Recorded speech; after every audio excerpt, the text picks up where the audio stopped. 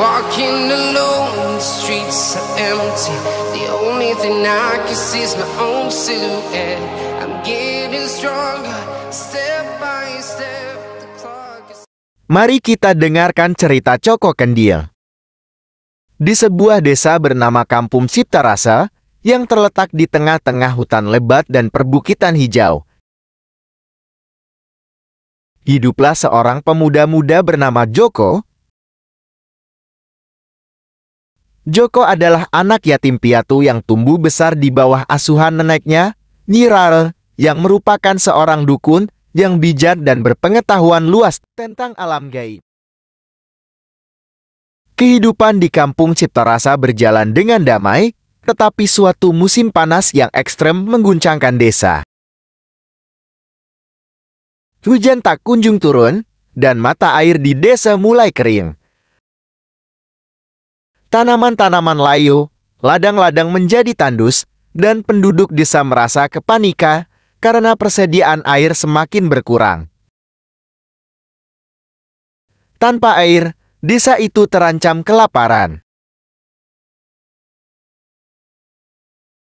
Melihat keadaan yang semakin memburuk, penduduk desa berbondong-bondong meminta nasihat dari Nyi Rara. Dalam pertemuan di balai desa, Nyi Rara menyarankan agar mereka mencari bantuan dari Joko, cucunya, yang dikenal dengan nama Joko Kendil. Kendil yang selalu dibawanya itu adalah peninggalan dari ayahnya, dan katanya memiliki kekuatan magis yang tak terduga.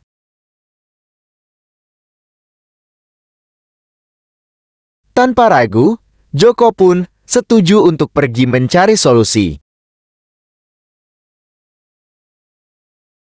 Ia mengikuti nasihat neneknya untuk melakukan perjalanan ke dalam hutan yang dalam, tempat yang jarang dijamah oleh manusia. Dengan bekal dan kendil di tangannya, Joko berjalan melewati hutan yang lebat, menelusuri sungai-sungai kecil, dan mendaki bukit-bukit curam. Setelah berhari-hari berpetualang, Joko tiba di sebuah gua besar yang dipercayai menjadi tempat tinggal makhluk gaib. Di dalam gua itu, Joko disambut oleh suara aneh dan samar-samar dari balik kabun. Ternyata, itu adalah burung hantu tua yang bijak, penguasa hutan dalam bentuk gaib. Burung hantu itu memberitahu Joko bahwa mata air suci yang selama ini menjadi sumber air desa tersembunyi di dalam gua yang lebih dalam lagi. Namun, untuk mencapai mata air itu, Joko harus melewati ujian yang tidak mudah, menghadapi naga ganas yang menjaga mata air itu. Naga itu sangat kuat dan lihai dalam sihir. Tanpa ragu, Joko memasuki bagian gua yang lebih dalam, menuju tempat yang disebutkan oleh burung hantu. Di sana, ia menemui naga itu yang berbaring panjang di atas tumpukan batu. Naga itu menatap tajam Joko, dan pertarungan pun dimulai. Joko mengeluarkan kendilnya, dan merasakan kekuatan magis di dalamnya. Ia mengisi kendil dengan air dari sungai di dalam gua, dan ketika ia melemparkan air itu ke arah naga, air tersebut berubah menjadi arus yang kuat dan menghantam naga. Naga itu merasa kewalahan, dan pertahanannya mulai melemah.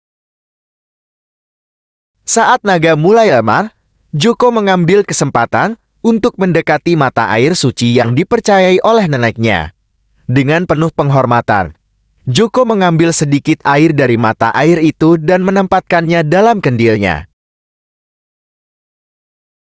Tiba-tiba, gua itu gemetar dan suara gemuruh menggema di seluruh tempat.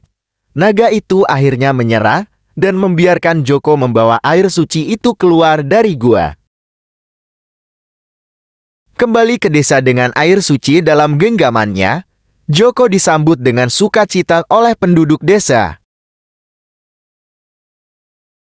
Air suci itu disalurkan ke sumur-sumur dan ladang-ladang, dan tanaman-tanaman mulai hidup kembali dengan segar.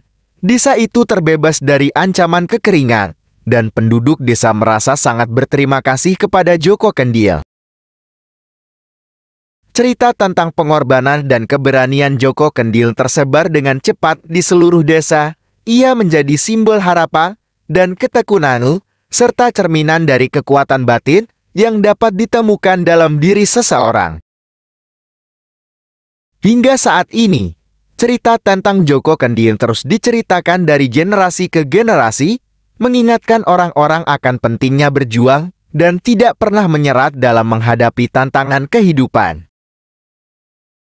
Terima kasih teman-teman sudah mau menonton. Jangan lupa subscribe. Thanks you.